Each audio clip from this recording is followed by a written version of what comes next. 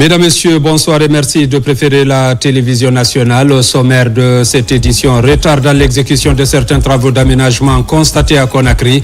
Le ministre de l'Habitat était sur les routes de Tombo Port Autonome et au niveau des carrefours des projets d'aménagement dans la commune de Kaloum. Partout, il a insisté sur le respect du délai contractuel. La ministre de la Femme et de la Famille rencontre les directions relevant de son département. Une rencontre pour échanger sur les défis des différents services et mettre en place une nouvelle stratégie pour la réussite de sa mission. Culture Festival d'Imba dans le Kakandé. Plusieurs troupes artistiques du Bagataï ont rivalisé lors de cette cérémonie, histoire de perpétuer cette culture. C'est tout pour les titres.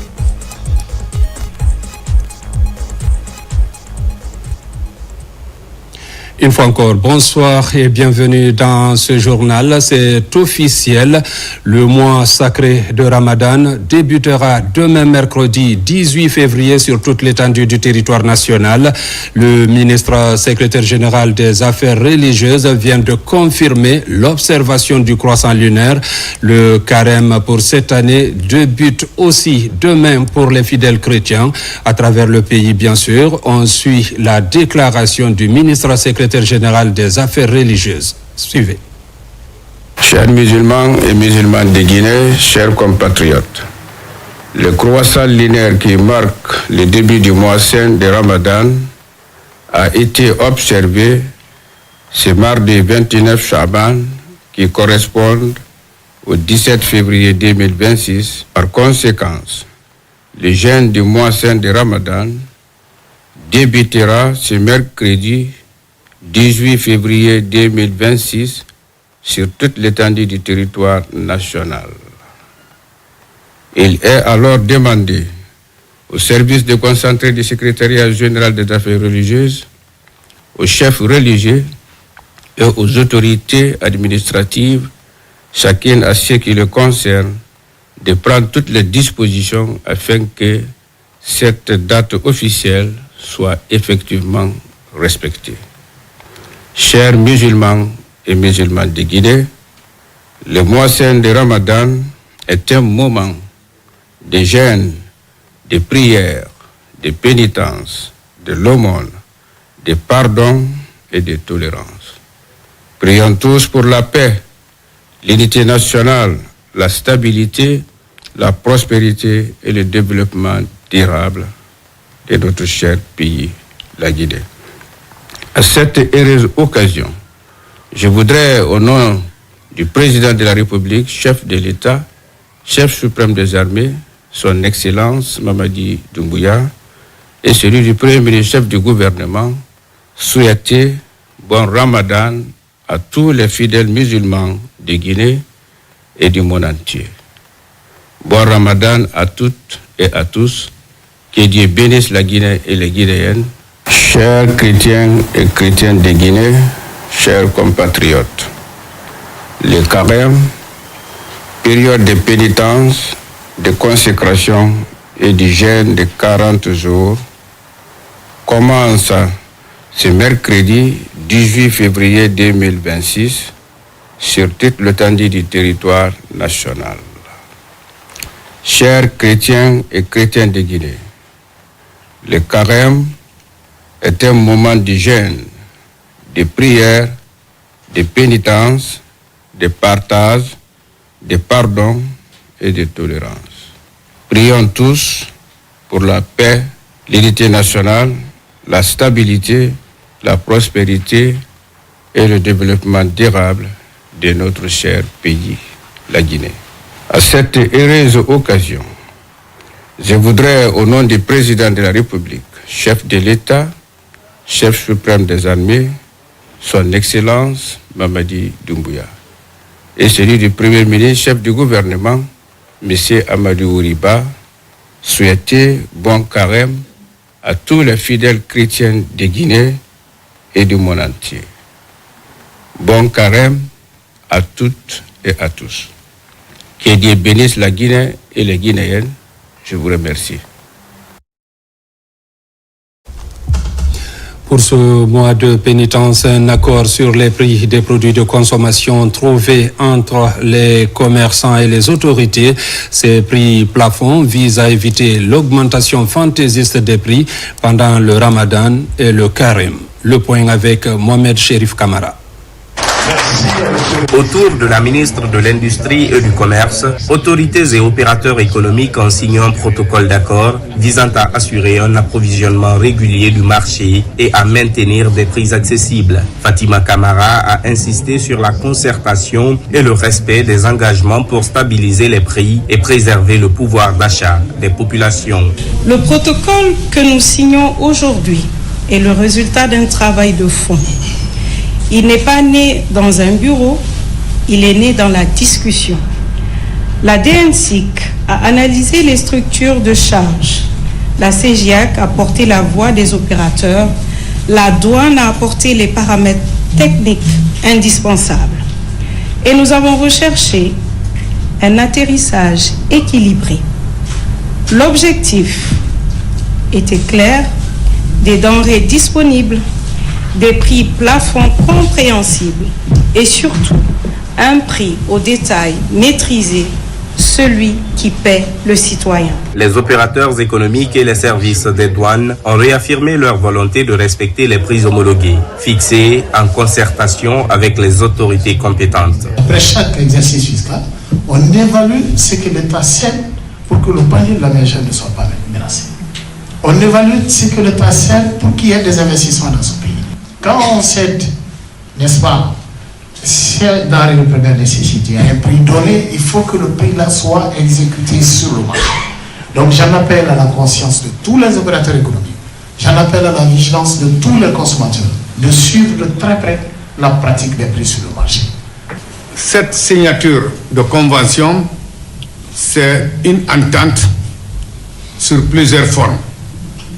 Et si vous voyez que la convention se renouvelle, c'est parce que l'autorité qui nous a favorisé les mesures d'accompagnement qui ont été proposées au niveau de la première signature de convention, afin que l'État cède des avantages de l'État au profit des taxes douanières. À travers cet accord, le ministère entend renforcer la régulation du marché et prévenir toute hausse injustifiée des prix. Un numéro vert est mis à la disposition des citoyens pour signaler d'éventuelles irrégularités. Par ces actions, l'État répond aux attentes de la population.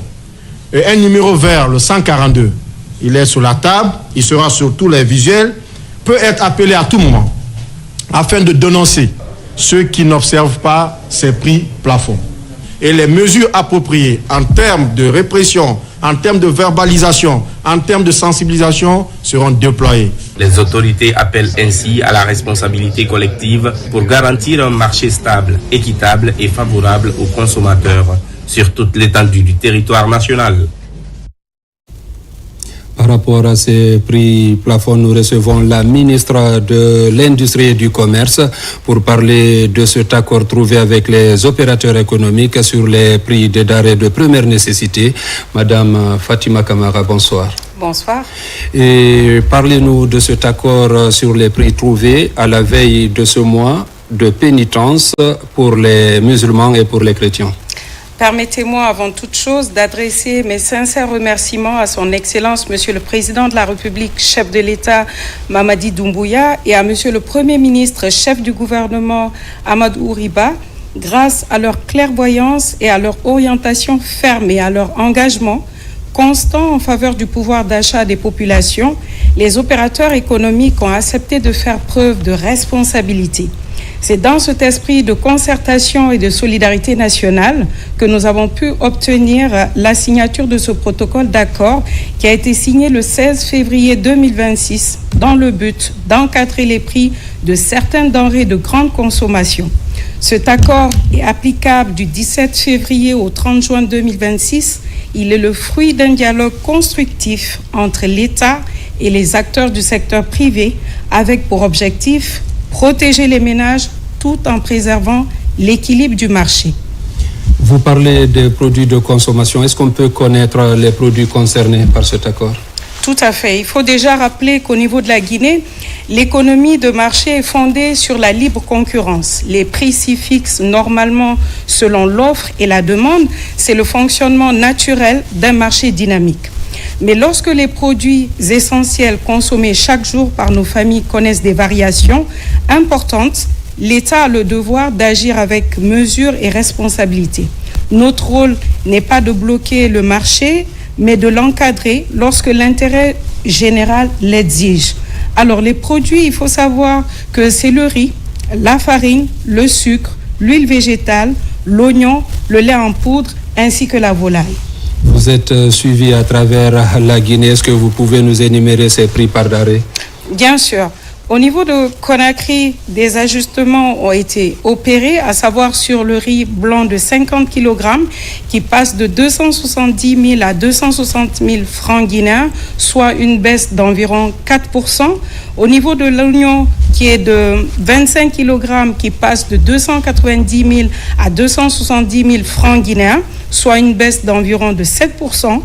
D'autres produits sont maintenus à leur niveau précédent, à savoir le riz étuvé de 50 kg à 280 000 francs guinéens, la farine de 50 kg à 360 000 francs guinéens, le sucre de 50 kg à 350 000 francs guinéens, l'huile de 20 litres à 305 000 francs guinéens.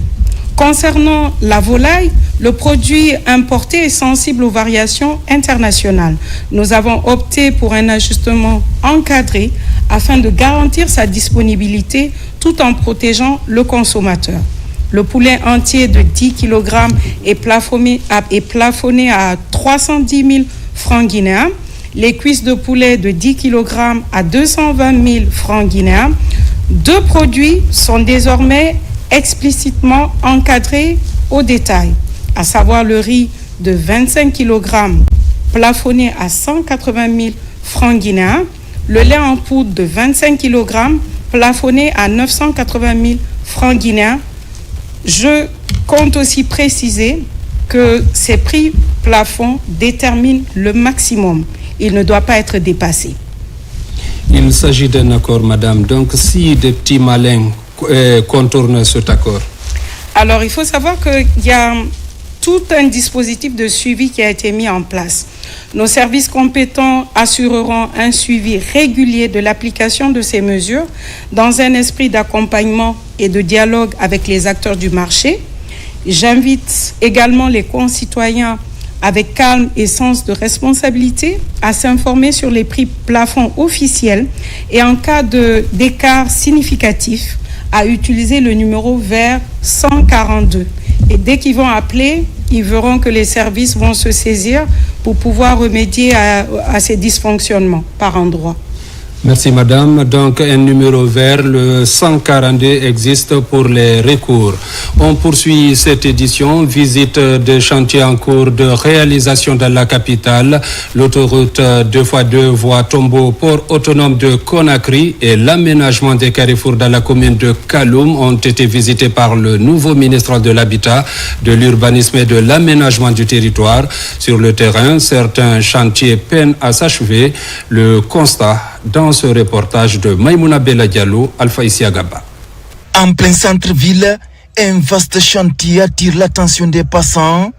La construction d'une autoroute 2x2 voies sur la corniche nord reliant Tombo au rond-point du port autonome de Conakry. Lancé récemment, les travaux progressent, même si certaines contraintes techniques, notamment liées à l'emplacement d'équipements situés au bord du tracé, ralentissent par moment leur évolution. Un chantier, en le parcourant, on décèle toutes les difficultés. Aujourd'hui, avec ce que monsieur le ministre vient de faire avec nous et toutes les dispositions qu'il vient de prendre de façon pragmatique, nous mettent dans une situation de très haute appréciation. Lors de la visite, il y en a beaucoup de problèmes terrain qui ont été résolus sur le champ et d'autres problèmes d'ordre administratif et financier vont être réglés, je le souhaite, dans les jours à venir. À Kalouma, un autre chantier d'envergure concerne l'aménagement des ronds-points et carrefours stratégiques du rond-point M5 au camp Samori, en passant par celui du port autonome de Conakry, les travaux avancent de manière significative. Le ministre de l'Urbanisme, de l'Habitat et de l'Aménagement du Territoire, Mohamed Sissavané, s'est rendu sur place pour constater l'état d'avancement de ces projets structurants. Du côté de Corentin, les travaux avancent très bien. Cependant, au niveau de Tombo, comme vous le savez, la grande station de EDG se trouve à Tombo. Il y a beaucoup de fibres qu'il faut déplacer. Il y a des câbles, la fibre pour l'économie numérique, mais il y a aussi les câbles de EDG. Également, nous avons constaté une forte arrivée derrière des eaux de ruissellement. Il y a des dispositions aussi à prendre du côté du boulevard qui quitte Mohamed V jusqu'au port et du port au camp Samori, qui est exclusivement destiné à l'entreprise Stapor qui est en train d'avancer très très bien. La réalisation de ces infrastructures routières vise à désengorger la commune de Kalouma et à réduire considérablement les embouteillages, améliorant ainsi la mobilité urbaine et le cadre de vie des usagers. Infrastructure toujours au niveau de l'enseignement supérieur, l'état d'avancement des travaux de construction du bloc administratif, des dortoirs pour étudiants et autres infrastructures annexes en cours d'exécution à l'Institut supérieur de technologie de Mamou viennent d'être passés en revue par la ministre de tutelle. Là également, certains chantiers sont à l'arrêt. Dr Diaka Sidibé exige la fin des travaux d'ici la rentrée prochaine. Reportage Mounir Bari, Moussa Bangoura. Pas de répit pour la délégation dans sa mission de visite des chantiers et des infrastructures pédagogiques en cours de réalisation. À l'Institut supérieur de technologie de Mamou, des projets structurants et innovants sont engagés. Ici, la ministre de l'Enseignement supérieur et de la Recherche scientifique annonce que ce mandat à la tête de ce département stratégique est orienté sur la qualité de l'enseignement ou encore des infrastructures. Nous nous sommes rendus à l'Institut supérieur de technologie de Mamou afin de voir l'évolution de certains chantiers lancés depuis 2022. Il s'agit de ce grand bloc administratif qui intègre la scolarité de l'institution que moi-même j'ai lancé il y a 3 ans. Voir l'état d'avancement. Ce sont quelques chantiers en arrêt et nous pensons que cette visite vient en tout cas redorer ou en tout cas relancer le projet. L'entreprise a pris certains engagements et le ministère également afin de relancer le plus tôt que possible ce chantier. Du bloc administratif en construction au dortoir, en passant par le hangar en chantier dans l'enceinte de l'institution, deux mesures fortes sont envisagées pour la relance des travaux. Il y a certaines infrastructures qui connaissent des retards, qui ne sont pas totalement arrêtées, mais qui connaissent des retards par rapport au calendrier de départ. Donc il est aujourd'hui question d'accélérer. La difficulté principale, c'est la question des finances. La visite de ces différents chantiers prouve aussi à suffisance qu'il est en train de se battre afin d'améliorer les conditions de travail des étudiants, mais par rapport aussi au corps enseignant et pouvoir même administratif. L'Institut supérieur de technologie de Mamou est une institution d'enseignement qui s'inscrit dans une dynamique de l'excellence et de qualité avec un taux d'insertion le plus appréciable en Guinée, avec une dynamique de co-construction de programmes d'enseignement, un vivier de ressources humaines compétitives et formées pour l'administration, mais également les entreprises guinéennes et étrangères. Dans le cadre aussi du suivi de proximité des chantiers liés au projet d'assainissement, les membres du comité de pilotage du projet d'assainissement de Conakry étaient récemment sur le chantier des travaux de réhabilitation de la station de traitement de boue de vidange. La démarche consiste à toucher du doigt l'état d'avancement des travaux. Reportage Mohamed Lamine Kamara. Nous sommes sur le site de la station de traitement de boue de vidange de Yimbaya, avec une capacité d'accueil de 250 mètres cubes de boue par jour. Les travaux de réhabilitation de cette infrastructure sont financés conjointement par l'État guinéen et la Banque islamique de développement. C'est dans le registre d'un suivi de proximité que le comité de pilotage du projet d'assainissement de Conakry visite le chantier. On est en train de faire un combat contre le temps. Parce qu'à partir du mois d'octobre, et nos partenaires financiers vont arrêter le financement de ce projet. Donc, raison pour laquelle nous demandons humblement à l'entrepreneur de prendre les dispositions nécessaires pour que ce projet puisse avancer rapidement, pour ne pas que nous soyons à court de financement. La durée des travaux est de 15 mois à compter du mois de novembre 2025. Au cours de cette visite, les membres du comité de pilotage ont examiné le niveau d'avancement et la qualité des travaux. Sur le terrain, un léger retard est constaté dans l'exécution du planning. Ainsi, l'invite est faite à l'entreprise de multiplier les équipements pour accélérer les travaux dont l'achèvement dans les délais est indispensable. Déjà, nous constatons un retard sur le chantier parce que ici, le site de Yimbaya est différent du site de Chonfonia que nous avons déjà réalisé. Ici, si rien n'est fait d'ici le mois de mai, les travaux seront empêchés par les grandes pluies. La difficulté majeure qui a été évoquée ici, c'était par rapport à surtout la zone d'extension, qui est une zone conflictuelle. Nous avons essayé d'informer le comité de pilotage qui est venu avec la dature et ils vont prendre les dispositions possibles plus tard le lundi pour que cette zone soit allouée au groupement. Au terme de cette visite, le comité de pilotage a promis d'accompagner le projet afin de résoudre les problèmes fonciers en vue d'une extension du site. Pour ce faire, la date du 28 février 2026 est donnée à l'entreprise pour fournir le plus rapidement possible à la mission de contrôle la totalité des plans d'exécution du projet d'extension de la station. Et puis, sur instruction du président de la République, son Excellence Mamadi Doumbouya, la République de Guinée a acquis un nouvel édifice pour abriter sa chancellerie à Londres. Il s'agit d'un immeuble de 5 niveaux avec toutes les commodités achetées sous le leadership du ministre Dr Maurice Sanda Kouyaté, ministre des Affaires étrangères, situé dans la zone de Kensington, en plein centre de Londres. Cette propriété désormais guinéenne est la preuve palpable de la volonté du chef de l'État de permettre à la diplomatie guinéenne d'occuper une place de choix dans le concert des nations. Suivez son Excellence, Monsieur l'ambassadeur Ali Diallo, ambassadeur extraordinaire et plénipotentiaire de la République de Guinée au Royaume-Uni. Suivez. Le repositionnement de notre pays à l'échelle internationale et l'image des rehaussements de la représentation diplomatique de notre pays à l'ère de la Ve République, sous le leadership éclairé de son Excellence, Monsieur le Président de la République, Mamadi Doumbouya, est plus qu'une réalité.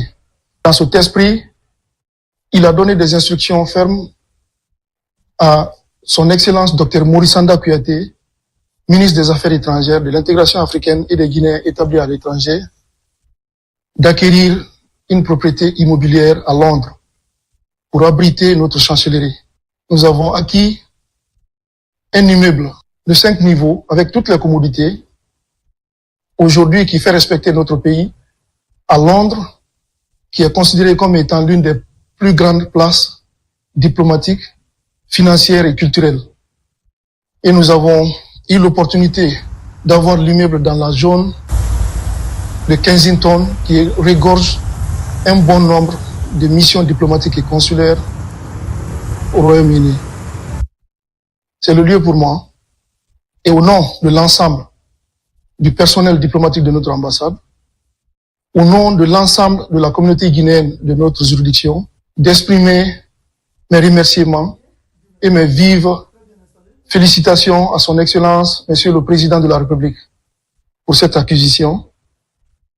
Et ces mêmes remerciements et félicitations vont à l'endroit de son Excellence Dr Maurice Sanda Kouyaté, ministre des Affaires étrangères, de l'intégration africaine et des Guinéens établis à l'étranger. Inauguration au quartier Kenende dans la préfecture de Kindia d'une nouvelle mosquée R+1 réalisée à l'initiative d'un érudit, Abdul Wakil Alamali Keita.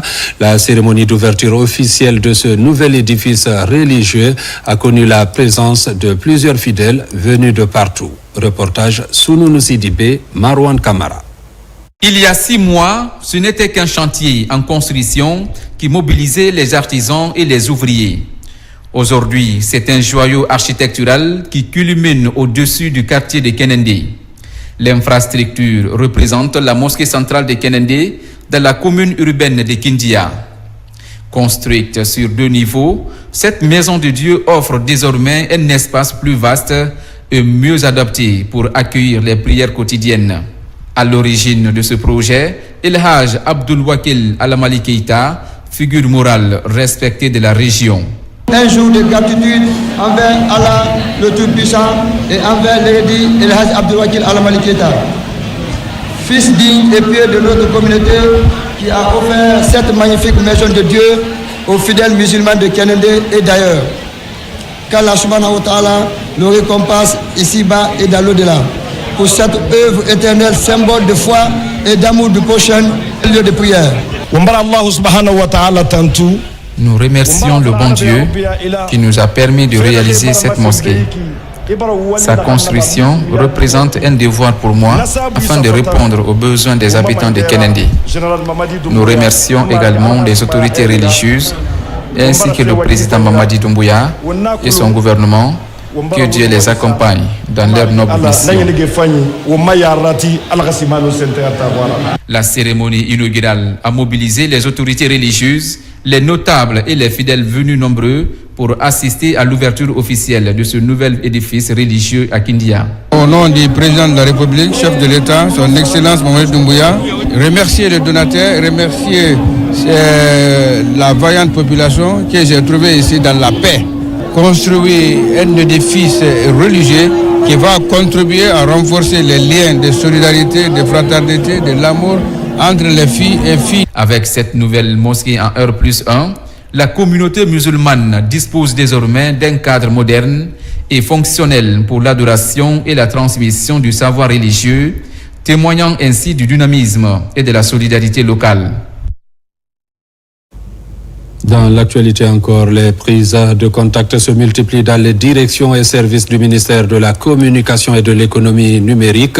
Hier lundi, Mourana Souma est allé du côté de Kaloum, plus précisément à la RTG2, à Oroya, au Fonds d'appui des médias FADEM, au Centre de perfectionnement, à l'AGP, à l'OGP et aux directions des télécommunications. Le ministre salue l'engagement de ces cadres et les encourage à la performance. Reportage Marie-Angélique Bangoura. C'est un véritable marathon administratif qu'a entamé le ministre de la Communication, de l'Économie numérique et de l'Innovation. Une immersion totale au cœur des directions et services relevant de son département, avec pour objectif toucher du doigt les réalités du terrain et insuffler une nouvelle dynamique. À la RTG2, les studios de la radio RKS et le plateau régie jusqu'aux salles de montage et des rédactions, le ministre Mourana insiste sur la nécessité de moderniser les équipements tout en saluant l'engagement des professionnels. C'est vrai qu'il y a quelque chose qui a été fait avec le ministre sortant, mais il y a beaucoup qui reste à faire puisqu'il y a un projet de rénovation qui est en cours et nous attendons aussi que nos équipements soient renforcés. Et puisque quand vous prenez aujourd'hui à la régie finale, nous n'avons qu'un seul serveur, il n'y a pas de redondance. Donc en cas de problème, la télé s'arrête. Donc tout est à refaire. Le quotidien national Orea, témoin privilégié de l'histoire guinéenne, continue de résister aux intempéries du temps et aux bouleversements du numérique. Cap ensuite sur l'agence guinéenne de presse AGP, puis au centre de formation technique et de perfectionnement. Là, les directives sur la formation des agents et la modernisation des équipements est au cœur des échanges. Même engagement au fonds d'appui au développement des médias et à la radio rurale de Guinée. L'Office guinéen de publicité OGP, la régulation du marché publicitaire s'impose comme le mot d'ordre. Connaissant très bien le dossier de l'Office guinéen de publicité, le nouveau ministre de la Communication, de l'Économie numérique et de l'Innovation pourra jouer un rôle central pour pouvoir trouver des solutions à ce défi structurel. Quand je parle de défi structurel, je parle notamment du cas du personnel excédentaire. La visite de terrain se poursuit à la Direction générale de la Poste et des télécommunications. À la Poste, les visiteurs découvrent notamment la salle de tri, véritable illustration du fonctionnement traditionnel du service postal, où les défis logistiques demeurent palpable des chantiers du futur ministère appelé à abriter le département de la communication et de l'économie numérique. Les priorités sont clairement définies et orientées vers la modernisation et la performance des services. Ça m'a permis aussi d'aller au niveau de certaines sociétés publiques qui relèvent des compétences du ministère en question. C'est le cas de la direction de la Poste et que nous sommes en train donc de transformer en société postale plus modernisée et trouver en son sein un segment de banque postale. Il a été aussi question dans la même foulée de venir à l'Office guinéen de publicité, qui est aussi une société publique, et que vous connaissez toutes les difficultés que cette société a connues dans un passé récent, mais je suis agréablement aussi surpris de l'allure vertigineuse que la société est en train de prendre en termes de l'équilibre des grands agrégats financiers, en termes d'équilibre de gouvernance, en termes de perspectives qui sont très claires. Au-delà d'une simple tournée administrative, la modernisation des médias, la transformation numérique et la souveraineté technologique sont au cœur des priorités du ministre Mourana Souma. Des actions inscrites dans la dynamique impulsée par le président Mamadi Doumbouya. La nouvelle ministre de la Femme et de la Famille, Patricia Adeline Lama, a rendu visite à 4 directions relevantes de son département. Le déplacement vise à comprendre le fonctionnement de ces structures, mais également relever les éventuels défis auxquels ces directions sont confrontées. Le point avec Mohamed De Camara. Pour la première étape de cette visite, la ministre de la Femme est allée au contact de 4 grandes directions relevant de son département. Le périple de Pauline Patricia Adeline Lama a débuté au fonds d'appui aux activités économiques des femmes et filles. Ici, la ministre est venue comprendre le fonctionnement du FAEF, ensuite relever ensemble les éventuels défis auxquels la structure est confrontée. Je reçois avant tout une femme entrepreneur et je suis fière. Je suis fière parce que l'entrepreneuriat prend tout son sens. Quand vous avez affaire à un ministre qui sait de quoi on parle, surtout en termes d'entrepreneuriat, c'est une fierté.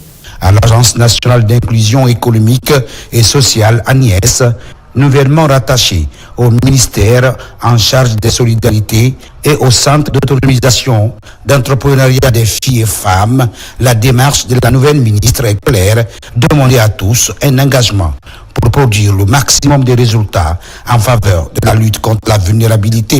Je pense que le rattachement du ministère, c'est une décision politique que nous respectons. Et je pense que sur un plan intellectuel et sur un plan fonctionnel, c'est très bien parce que ça permet que les questions de vulnérabilité, les questions d'inclusion soient gérées de façon plus collégiale. Nous avons évoqué avec madame le fonctionnement, la situation des centres, le nombre de centres, les filles que nous formons dans les centres, mais aussi les difficultés. Cette première sortie de la dame Adeline Lama a pris fin au Fonds de développement social et de l'indigence. Dans ce service humanitaire de l'État guinéen également, les échanges ont porté sur le bon fonctionnement du FDSI sur toute l'étendue du territoire national. J'ai réussi à rencontrer 4 directions, nous avons partagé en fait nos visions et surtout nous avons compris les défis auxquels toutes ces directions sont confrontées et j'étais venu réitérer mon engagement à travailler avec cette direction.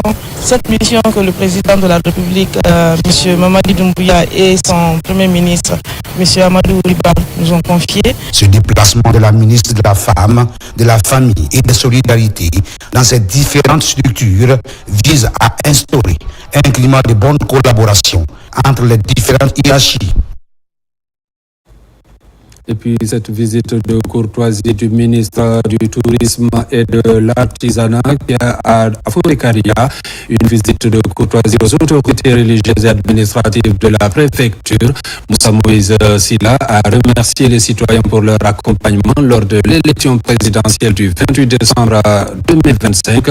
À travers ce geste de reconnaissance et de solidarité, le gouvernement guinéen réaffirme sa volonté de rester plus proche des citoyens et d'accompagner les initiatives locales. Fatoumata Batoulialo. À Fourekaria, Le ministre de la Culture, du Tourisme et de l'Artisanat, Moussa Moïse Silla, a effectué une visite placée sous les signes de la reconnaissance, du dialogue et de la solidarité envers les communautés locales. La première étape a conduit la délégation ministérielle chez les grands imams. Conformément aux usages traditionnels, le ministre lui a transmis les salutations du président de la République et exprimé la gratitude des autorités aux populations pour leur forte mobilisation lors de l'élection présidentielle. Nous avons un nouveau mandat, 7 ans. C'est 7 ans de travail, c'est 7 ans d'engagement pour le président de la République, c'est 7 ans de déroulement de sa vision. Parce que c'est un président qui est venu à la tête du pays avec une vision, avec un programme. Il sait la première année ce qu'il doit réaliser, la deuxième année, ainsi de suite, ainsi de suite. Mais toutes ces réalisations ne peuvent se dérouler que si un climat de paix et de quiétude est maintenu. Et Forêt Carrière a toujours cultivé le vivre ensemble, la cohésion sociale. La délégation s'est ensuite entretenue avec la direction préfectorale de la génération pour la modernité et le développement GMD. Les échanges ont porté sur le rôle de la jeunesse dans le renforcement de la cohésion sociale, la participation citoyenne et l'accompagnement des actions de développement local. On a annoncé que nous allons mettre 50 millions à la disposition de nos mamans, mais c'est quelque chose, c'est un pas. C'est une façon de le dire que nous avons la volonté et je sais qu'avec la volonté de son Excellence Monsieur le Ministre, il va emboîter le pas pour nous accompagner à aider ces femmes pour que ces montants soient multipliés parce qu'il faut créer des activités, des exercices de revenus pour accompagner les femmes. La visite s'est achevée par un geste de solidarité à l'endroit des populations. Des denrées alimentaires composées de riz, d'huile et de sucre ont été remises aux sous-préfectures afin de soutenir les familles pour accompagner le mois de Ramadan. Le ministre de la Jeunesse et des Sports a rencontré ce mardi les membres des fédérations sportives nationales. Une première prise de contact stratégique pour poser les bases d'une nouvelle dynamique en faveur du développement du sport guinéen. Les échanges ont porté sur les défis liés au développement des disciplines sportives dans le pays. Reportage Diarra Diallo. C'est une rencontre placée sous le signe du dialogue et de la refondation autour du ministre de la Jeunesse et des Sports, des cadres du département et les représentants des différentes fédérations sportives nationales. Cette première rencontre au compte de la 5e République vise à établir un premier contact entre le chef du département et les fédérations sportives nationales. Le sport guinéen ne manque pas de talent, ni d'engagement, ni de patriotisme. Il attend un accompagnement structuré et une vision partagée. Nous vous confions la voix de nos athlètes, les attentes de notre jeunesse et l'espoir d'un pays qui croit aux valeurs du sport. Sous votre autorité, puisse s'ouvrir une ère nouvelle faite de stabilité, de transparence et d'ambition nationale. Une rencontre qui marque un point de départ d'une collaboration franche entre le ministère et les fédérations. Elle intervient au moment où la Guinée ambitionne de mieux se positionner sur la scène continentale et internationale. Le défi pour le ministre est de faire en sorte que les moyens soient mobilisés en faveur d'une meilleure préparation des athlètes et d'une gestion plus transparente des ressources. Il faut réformer maintenant là pour que nous puissions ramener des médailles à la maison, ramener une Coupe d'Afrique des Nations à la maison. Cela passera nécessairement par le renforcement du cadre légal et institutionnel. Le domaine des infrastructures, il faut reconnaître qu'il y a eu quand même des investissements. Parfois on se pose la question, les moyens mobilisés ont servi à quoi? Nous allons faire ce diagnostic-là. Nous allons nous regarder et nous dire les vérités pour savoir qu'est-ce qui n'a pas marché. Une nouvelle ère de concertation s'ouvre ainsi pour le département des sports et les acteurs du monde sportif national. En ligne de mire, la performance, la discipline et le rayonnement du sport guinéen. Mamadou Sellou Baldé recevra à tour de rôle les différentes fédérations pour poser un véritable diagnostic afin de permettre aux clubs guinéens d'être plus compétitifs. Session extraordinaire de la Chambre nationale d'agriculture. Les travaux ont permis de présenter le bilan des activités de l'année 2025, d'examiner les rapports statutaires et d'adopter le plan de travail et le budget annuel. Une redéfinition des orientations stratégiques de l'institution placée sous le signe de l'inclusion et de la gestion axée sur l'obligation de résultat. Foulé Camara, Mohamed Chassila. Interface entre les acteurs du monde rural et les pouvoirs publics la Chambre nationale d'agriculture fixe le cap pour mieux planifier les interventions. Pour y définir ensemble les priorités, la session extraordinaire de l'Assemblée consulaire nationale a permis de partager la vision d'améliorer la gouvernance. L'Assemblée consulaire nationale, en tant qu'organe souverain de délibération, nous confère l'opportunité d'examiner et valider le rapport d'activité, mais aussi d'adopter le plan de travail annuel ainsi que le budget de l'exercice à venir. L'année 2025 a été celle de grands chantiers. Les résultats de ces efforts sont déjà visibles. La réalisation de plus de 50% des activités prévues en 2025, le renforcement des capacités de notre capital humain et la dotation des chambres régionales en moyens logistiques. Professionnaliser les filières de l'agriculture, de l'élevage, de la pêche et de la foresterie sur toute l'étendue du territoire national est l'un des grands chantiers à poursuivre pour plus de représentativité à la base. La Chambre nationale d'agriculture doit être notre bras armé. Et quand on a une armée, cette armée doit être déployée sur l'ensemble du territoire. Et ce que ce président, M. Berete, a réussi. Il y a encore des choses à faire. Mais depuis que cette Chambre a été mise en place, ils ont commencé par la structuration de la Chambre, par la gouvernance. Nous avons, grâce à son leadership, réussi à mettre en place les différentes antennes dans toutes les régions et dans toutes les préfectures. Pour faire face aux difficultés, les plaidoyers formulés tombent déjà dans de bonnes oreilles. Soyez rassurés, cher Président, chers membres de l'Assemblée consulaire nationale, que le ministère, je dirais même les ministères, mettront tout en œuvre pour vous apporter tous les appuis nécessaires pour la réalisation de votre noble mission. Je voudrais ici vous réaffirmer la volonté du gouvernement, sous l'impulsion du chef de l'État, de bâtir une agriculture moderne, compétitive, résiliente et créatrice de richesses pour notre pays. J'encourage les équipes de la Chambre nationale d'agriculture à poursuivre avec détermination cette dynamique vertueuse pour le développement agricole et la prospérité de notre monde rural. En plus des réformes de modernisation institutionnelle, la Chambre nationale d'agriculture est au cœur de la mise en œuvre du programme prioritaire gouvernemental d'appui de la campagne agricole pour l'atteinte des résultats. Il faut dire que le secteur agricole continue d'être porté par le gouvernement et ses partenaires au bénéfice des populations. Ici à Conakry, une signature de partenariat entre ECAP Guinée et AgriEdge du Maroc a eu lieu dans ce sens pour apporter de nouvelles stratégies innovantes dans le secteur agricole. La collaboration prend en compte plusieurs paramètres comme l'utilisation des nouvelles technologies, comme la gestion des données agricoles et la cartographie des exploitations agricoles. Reportage Aboubakar Diaby. Pour encourager la transformation structurelle de l'agriculture guinéenne, un nouveau partenariat stratégique vient d'être signé entre ECAP Guinée et AgriEdge du Maroc.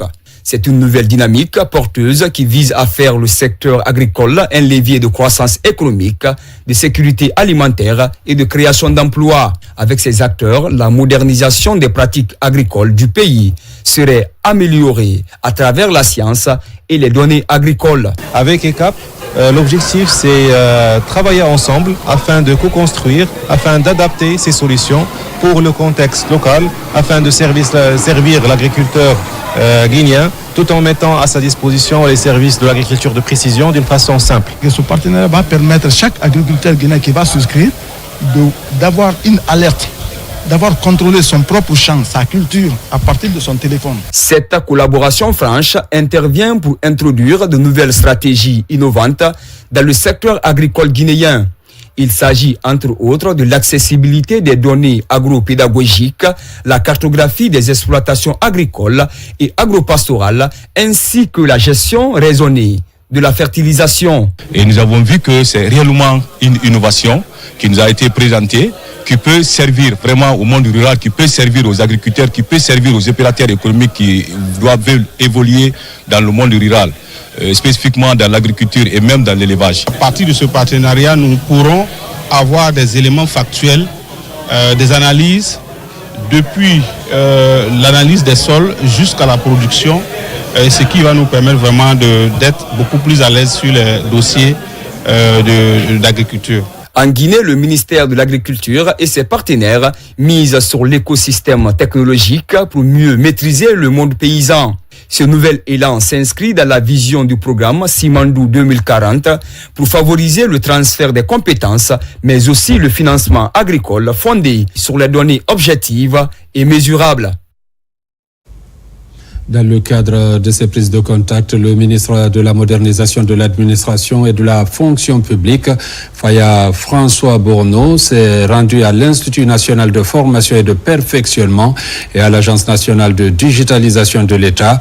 Objectif, décliner sa vision, écouter les équipes et poser les jalons d'une administration au service des usagers. Reportage Mamadi Ternakamisoko, Mohamed Chérif Kamara.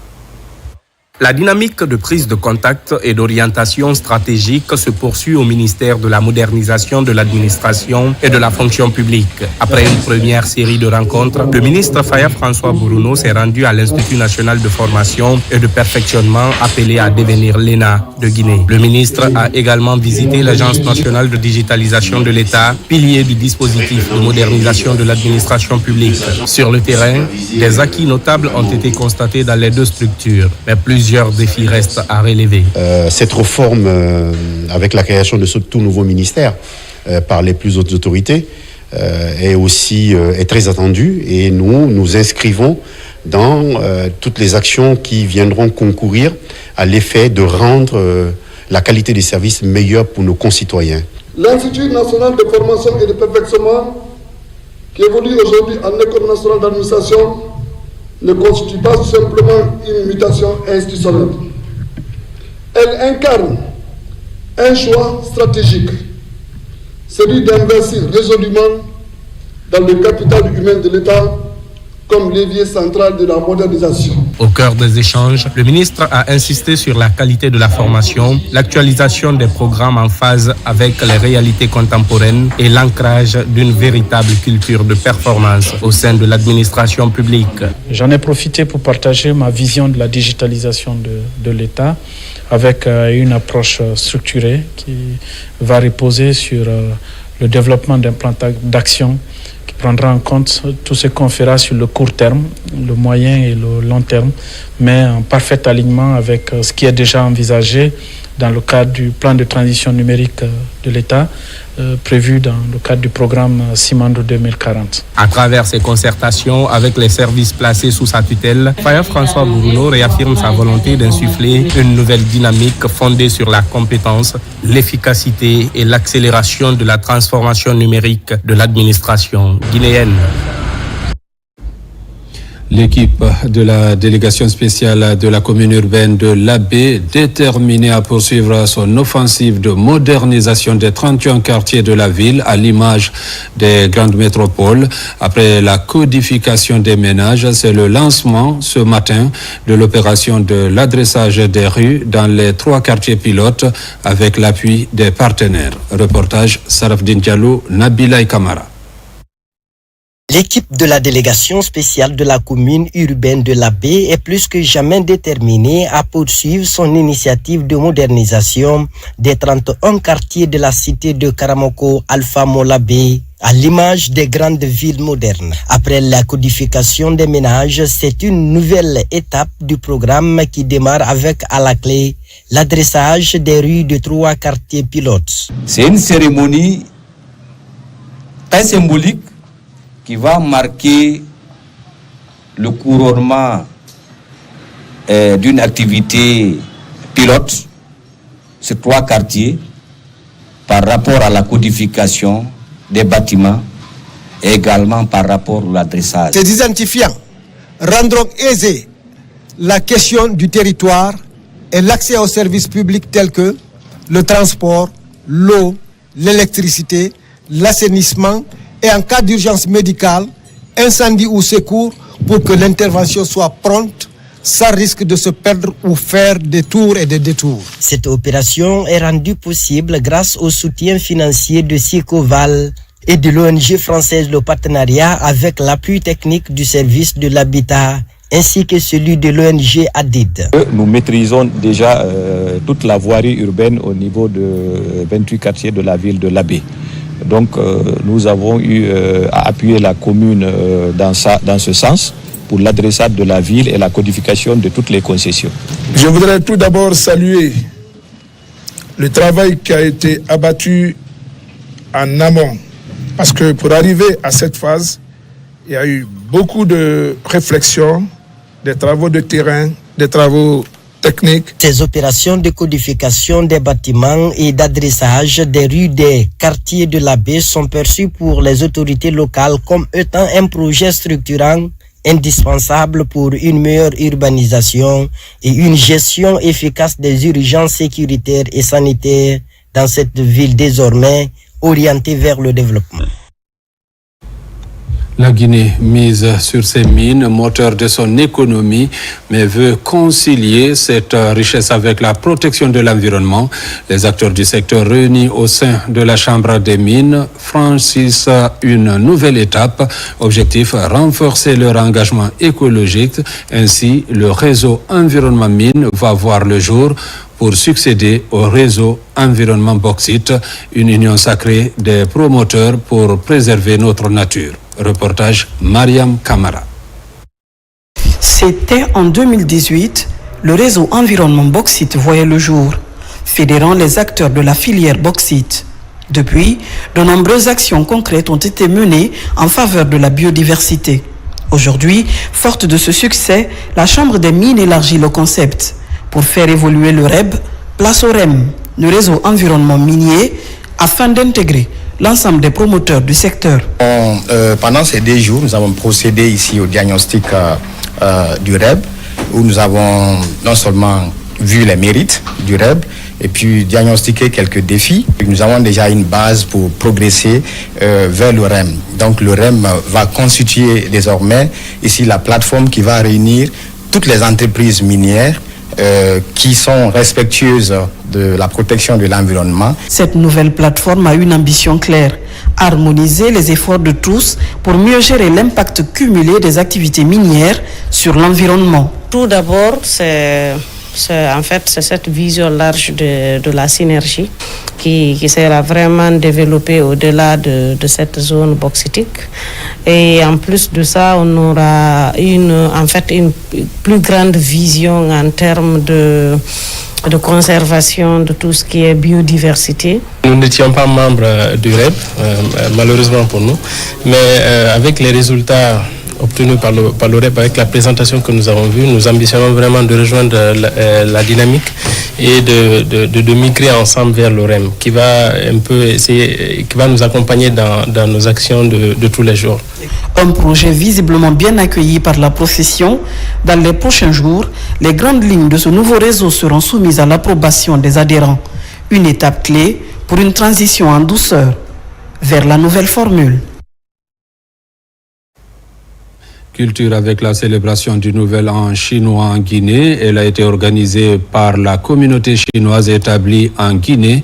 Ceci pour promouvoir la culture chinoise et renforcer la coopération sino-guinéenne. Le récit avec Mikini Moussa Kamara, Younous Tawel Kamara. La communauté chinoise établie en Guinée vient de célébrer le Nouvel An chinois sous le signe du cheval de feu, symbole d'énergie, de liberté et d'un esprit vif. Conakry accueille la grande célébration culturelle de l'année avec cette date hyper importante pour l'Empire du Milieu. C'est l'année 2026, c'est l'année de cheval, c'est le Nouvel An chinois. Il souhaite bonne année au peuple guinéen, beaucoup de bonheur et les succès. Les relations entre la Chine avec la Guinée, ça fait presque 65 ans. C'est une relation qui est très profonde. Les entreprises chinoises avec les ressortissants chinois, ils sont en Guinée, ils sont développés dans les différents secteurs des infrastructures et les mines. Placé sous le signe flamboyant du cheval de feu, une année qui s'annonce sous le sceau de la passion, de l'ardeur et du renouveau.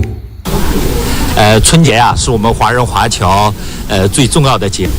Et a remporté un grand succès. Alors je voudrais leur dire un grand merci pour leur dévouement. Pour la direction stratégique de Son Excellence Monsieur le Président Xi Jinping et Son Excellence Monsieur le Président Mamadi Doumbouya. Calendrier chinois étant un calendrier lunisolaire, la date du nouvel an chinois dans le calendrier grégorien varie d'une année sur l'autre. Celle-ci tombe entre le 21 janvier et le 21 février du calendrier grégorien. À Mandiana, les tailleurs et stylistes viennent de lancer la 4e édition de la haute couture de la préfecture.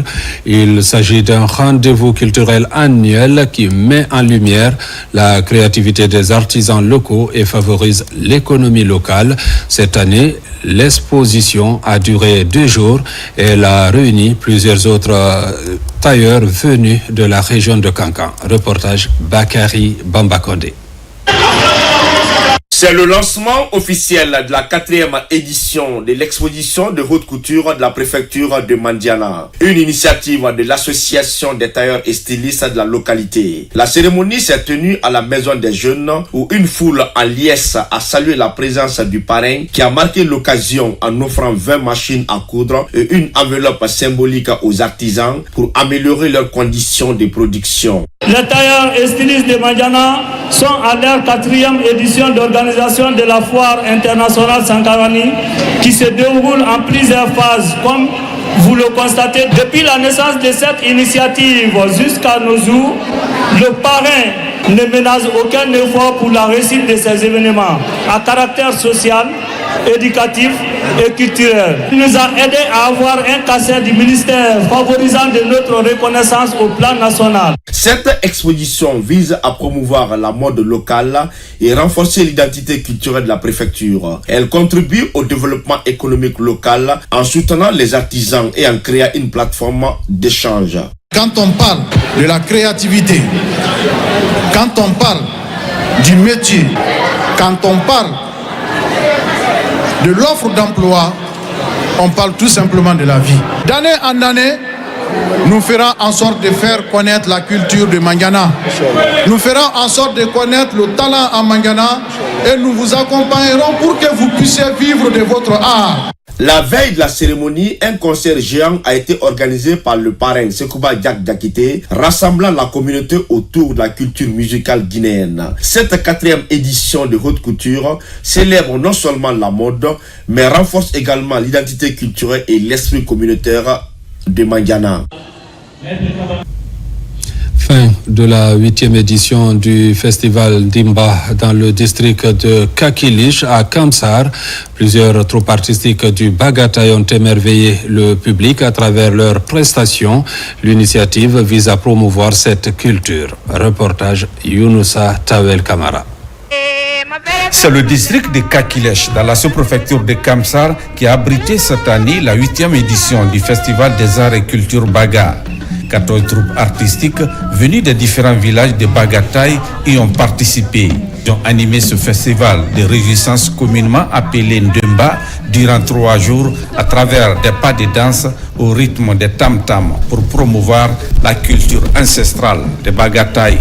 Reconnaissons que notre rythme et les pas de danse avec nos masques restent uniques et particuliers à l'image de Ndemba, déesse de la fécondité, que vous avez pu avoir l'occasion de découvrir et d'apprécier à travers la diversité des danses de tous les villages qui ont pu être présents ici aujourd'hui. Préserver les réalités coutumières, traditionnelles et culturelles léguées par nos aïeux constitue un patrimoine précieux, source d'inspiration et de repères identitaires. Cette cérémonie est une vibrante expression culturelle, Baga, plein de couleurs qui révèle l'identité traditionnelle d'une communauté entière. La particularité de cette 8e édition du Festar Baga, c'est bien sûr la participation de 2 troupes folkloriques, à savoir les Baga Guinée de Conakry et la troupe folklorique les Maman Kalebas du Sénégal. Durant les 3 jours, nous avons vu que c'est tout le bagataï qui est mobilisé à travers ce festival. Mais aussi, c'est l'occasion pour le bagataï de montrer toute la diversité culturelle, artistique du pays Baga. Une 8e édition que je dirais spéciale parce que nous invitons un pays frère, un pays de la sous-région, en l'occurrence la République du Sénégal. Une troupe, les Maman Kalebas, une troupe folklorique traditionnelle très populaire, sérère, de la République du Sénégal. Au terme de ce forum artistique et culturel de Bagataï, la troupe traditionnelle de Kakilèche remporte le premier prix. Des prix honorifiques ont été attribués au groupe Baga Guinée de Conakry et au Mama Kalebas du Sénégal pour leurs brillantes prestations à cette 8e édition du Festival des Arts et Cultures Baga. Mesdames, Messieurs, c'est la fin de cette édition. Merci à vous qui nous suivez du côté de la Côte d'Ivoire comme partout ailleurs dans le monde. Bonne suite de programmes sur la télévision nationale.